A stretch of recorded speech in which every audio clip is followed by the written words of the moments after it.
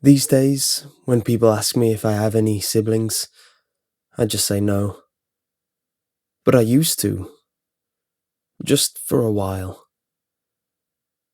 Tommy was my little brother, and by the time he was 3, we were best buddies. I remember how we used to wake up about 5 a.m. on Saturdays to watch cartoons and kick up a hell of a ruckus until Mom and Dad booted us out of the house. Then we'd go play on our swing set, or maybe try to skip some stones at the creek, or just run around.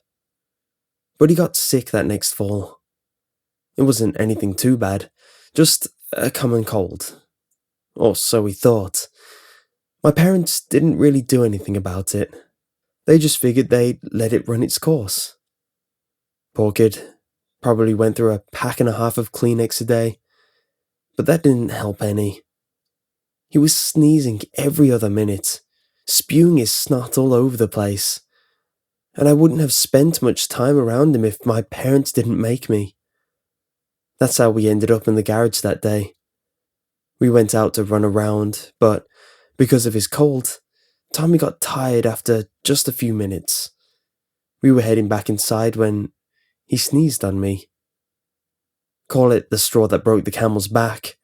All of a sudden, he started yelling about his cold and how gross it was to sneeze on everything and everyone. He sneezed on me again, and that's when he really lost it. My dad had a pegboard of tools on the wall. Tommy reached up and grabbed the hammer. Then he hit himself in the face with it, a good 4 or 5 times. Smack, smack, smack, smack, until he was down. Then he hit himself again, and again, and again. Smack, smack, smack, crunch. I think I was in shock until then. I literally couldn't believe what had just happened. When I did, I went to help Tommy, but I stopped when I got closer to him. I tried to write about what his face looked like a few times. Couldn't do it. All I can say is that his nose was smashed, along with his teeth and the front of his face. His skull was basically opened up.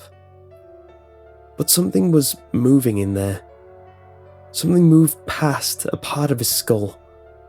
And for a while, I thought it was a huge living bugger. And in a way, it was. It was a slug. The first of a few that the doctors said were living in his nasal cavity. All the slime they were producing, that's what was making him sneeze so much.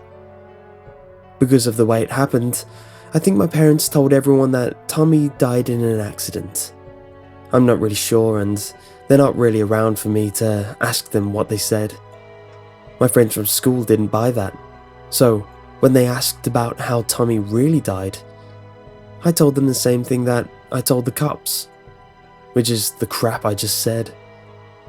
But that's not how Tommy really died. See, Tommy couldn't have reached Dad's hammer, but me, I could.